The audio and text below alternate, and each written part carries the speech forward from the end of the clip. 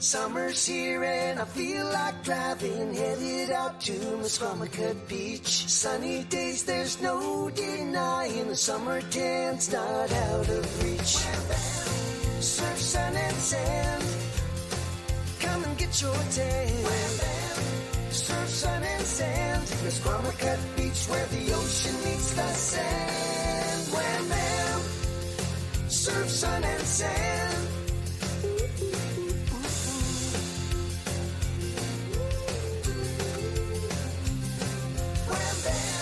Surf, sun, and sand. Come on, get you a tan. Wham, bam. Surf, sun, and sand. Musquamacut Beach where the ocean meets the sand. Wham, bam. Surf, sun, and sand. Surf, sun, and sand. Wham, bam. Hello, everybody, and welcome to the show. My name is Ben Barber. I am your host, and it is time for Fallfest.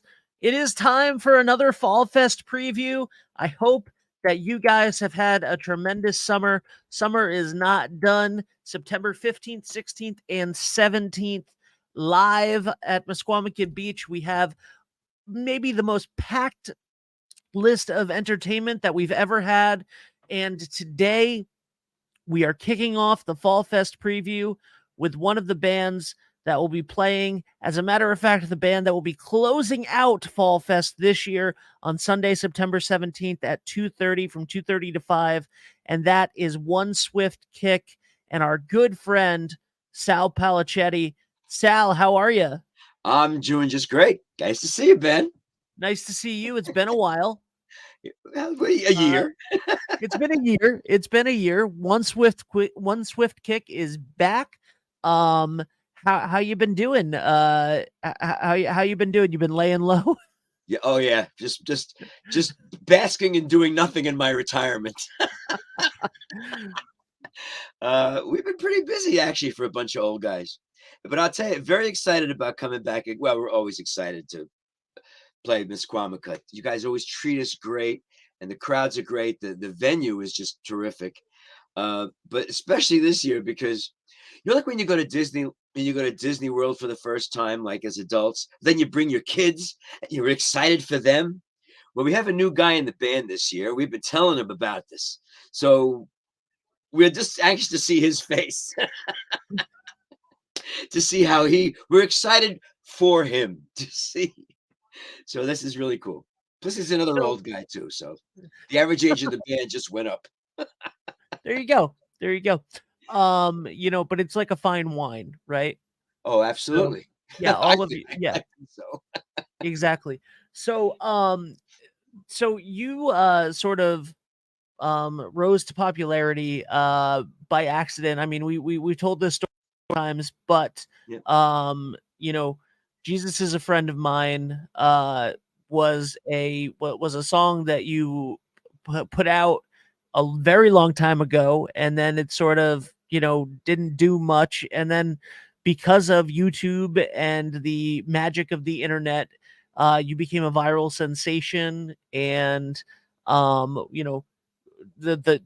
let's get the cliff notes of that story, and then but let's talk about what's happening right now, because some people may have said, Sal, that you inadvertently invented ska music.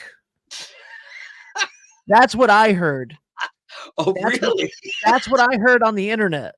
Well, well, I haven't seen the check. I'll tell you that. Well, first of all, it wasn't that the song was put out there, because it really wasn't. Okay. It was part of an album that the Christian band I was in at the time, Sunseed. People are fans of ours, asked us to make a record, something they could take and bring home with them. So we wanted to record an album, and people in the group were writing songs at the time. I wasn't. But it seemed like the songs they were picking for the record, I wasn't singing any of them. Whereas live, I sang 50 to 60% of the songs. So I said, okay, I should write a song. I got to write a song. And we only sold this record at our concerts. That's really we only printed I think 1,000 LPs and 1,000 cassettes. That's all. And to tell you the truth, we sold them for $4 or $5, and if people didn't have the money, we gave it to them because Yep. Sunseed. It was so many people in the group. We used to never charged for playing. We put a box in the back of the room.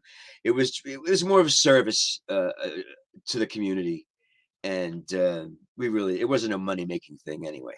But the song, sorry, I got to write a song.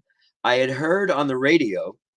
Now at the time, a big radio station in New York was WNEW FM. It was the first album oriented rock station in New York, where they didn't play top 40 hits, they played album cuts, which was very useful if you wanted to sell an album. And Scott Muni, very famous DJ in New York, every Friday afternoon would play from 4 to 5 o'clock, would play imports. Now I have to explain this to my kids and to other people that don't know, but before the internet, if you wanted to hear a song that was recorded in another country, you had to wait till somebody put the damn thing on a boat or a plane and flew it or sailed it over here.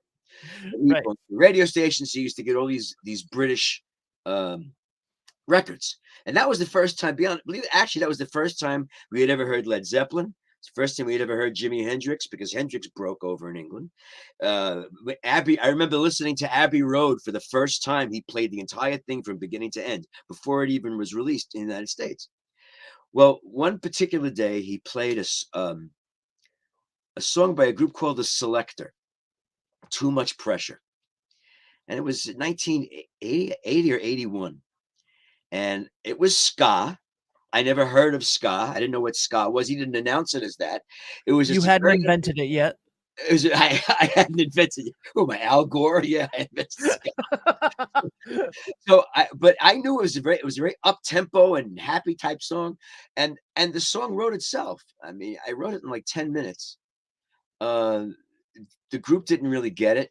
I had explained to them how to do it, how to play the upbeat tempo thing. And people liked it, so we put it on the record, and we broke up in 83, the group. And to tell you the truth, I really hadn't given it much thought for about 25 years after that. Nobody had done anything or said anything. Every now and then I would get a phone call from a kindergarten teacher in a Catholic school.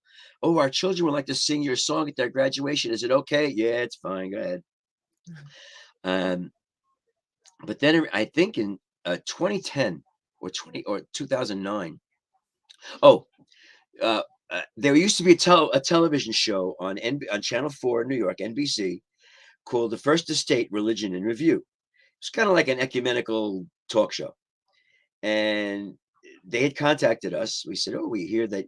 First of all, we were all Catholic, which was very unusual for gospel-y type music. We'd like to have you guys move your lips to a couple of songs on our show. So we said, okay, fine. So they told us what to wear. That's why we look so kitschy in the video. They told us to wear blue. They told the guys to wear vests. That very Donny Osmond looking. So and one of the show opened with us lip syncing "Jesus Is a Friend of Mine" because that's the song that they picked.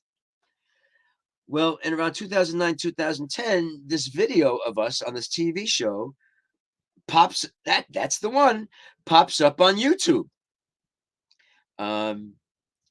Apparently a guy who had a blog in California, who used to live in Brooklyn, New York, where we're from, had a pop culture blog, and he found this video and a bunch of video. A priest friend of his had videotaped this show.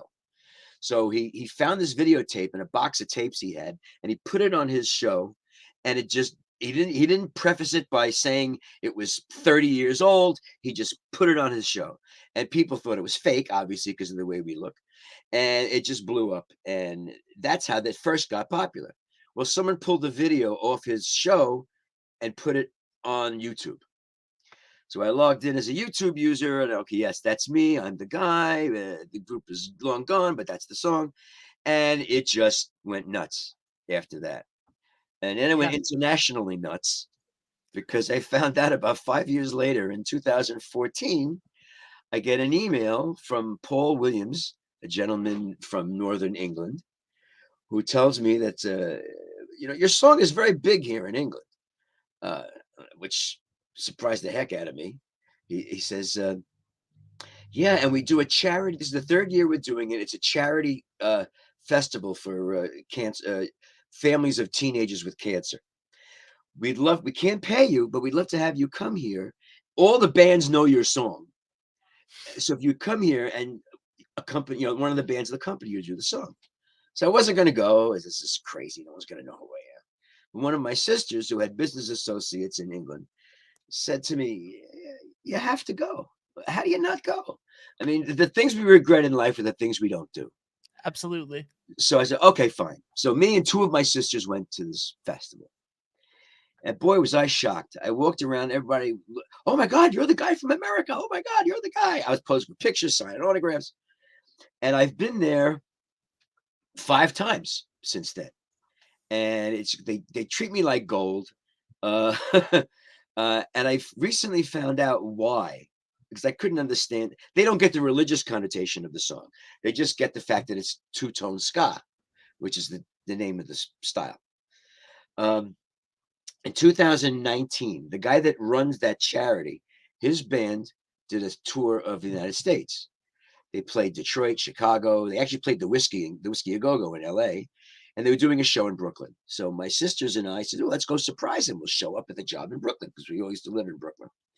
Well, about a month and a half before that show, he contacts me and says, "Look, we our bass player has to go home. That's the last day of our tour. Can you play the whole set with us?"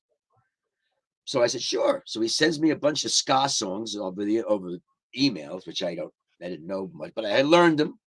We even did my song at that show. We rehearsed it in the parking lot. The drummer beating on garbage pails and all that stuff. We did it. But then he wrote a book about the tour that sold very well in England. That's us right there at I don't even remember the name of the place in Brooklyn.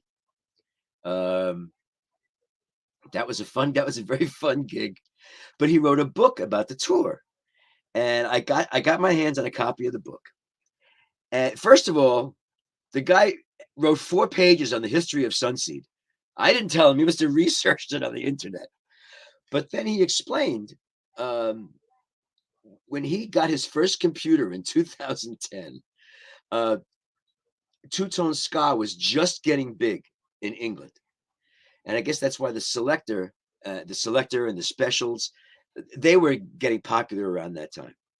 And he saw the song, and it blew their minds that a guy in America wrote a ska song in 2010 or 2009, whatever it was.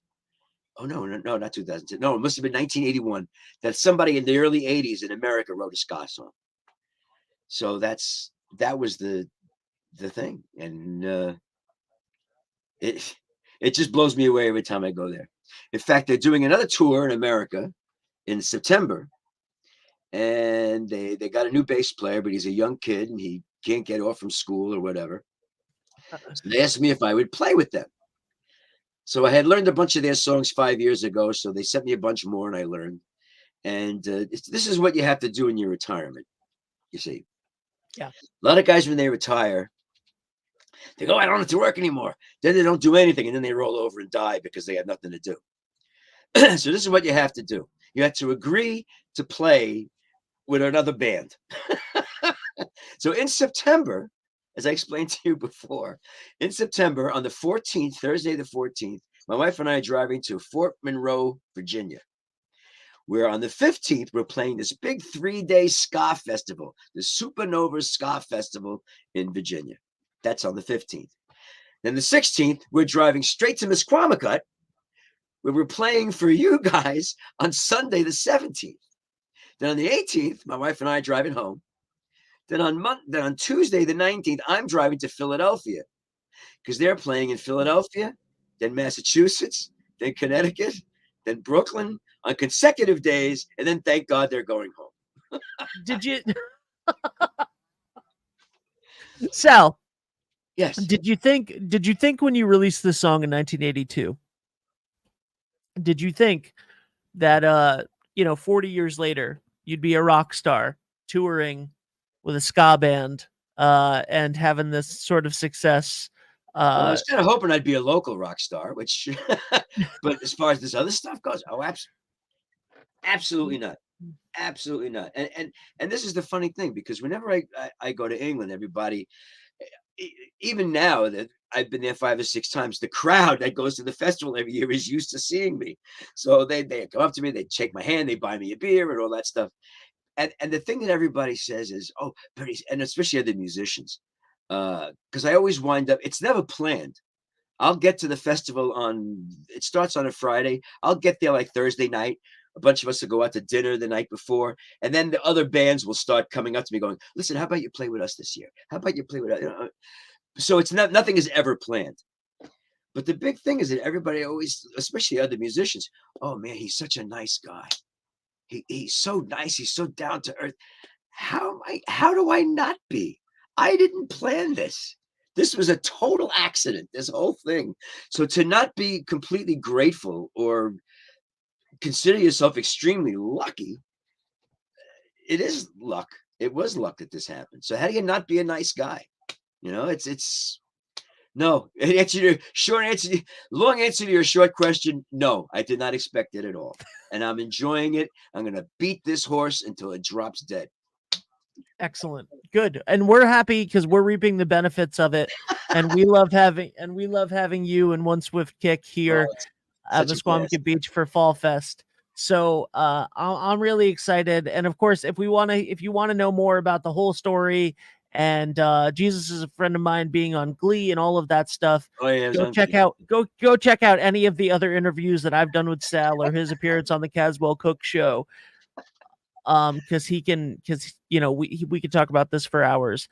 But One Swift Kick, 2:30 to 5 p.m., closing out Fall Fest on Sunday, September 17th. So couldn't be more excited to have you guys back. And thank you so much, Sal. It's always a pleasure to have you, and we really appreciate it. We hope that you love coming to Misquamicut because we love having you. Love it. Absolutely love it. Awesome. Looking forward to seeing it, and stay cool, guys. We'll see you all soon. All right. One Swift Kick, Sal Polichetti. Thank you so much, Sal. No problem. Fantastic man, fantastic guy. We love having him here. And normally I would play the Fall Fest preview. It is still coming, the commercial for this year, but you know the game, food truck rodeo, rides on the beach. It's an experience like no other.